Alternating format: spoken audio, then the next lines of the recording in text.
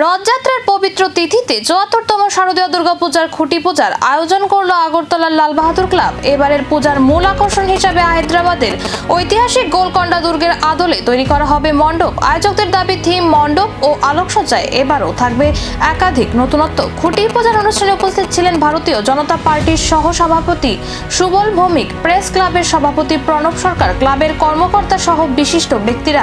আয়োজকদের আশা, ঐতিহ্য এবং নতুন ভাবনার সমন্বয়ে এবারের দুর্গোৎসব দর্শনার্থীদের কাছে বিশেষ আকর্ষণ হয়ে উঠবে। চিরাচরিত ঐতিহ্য মেনেই লাল বাহাদুর ক্লাব মানে পঞ্চবটি দুর্গোৎসব কমিটি, আপনারা জানেন এটা মানে দশকের পর দশক সবচেয়ে পুরনো স্মৃতি নিয়ে আছে লাল বাহাদুর ক্লাব। লাল বাহাদুর ক্লাবেরই একটা বড় সার্বজনীন দুর্গোৎসব আজকে, যার খুঁটি পূজা উদ্বোধন হলো। এবং এই উৎসব এটা সারা মানে শুধু আগরতলা নয়, সারা রাজ্যের মানুষ তাকিয়ে থাকে লাল বাহাদুর ব্যায়ামাগারে কী করেছে।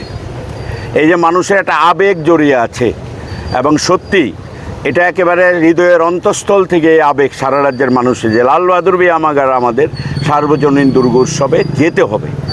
আমরা জানি না তাদের কতটুকু আশা পূরণ করতে পেরেছি বিগত দিনে।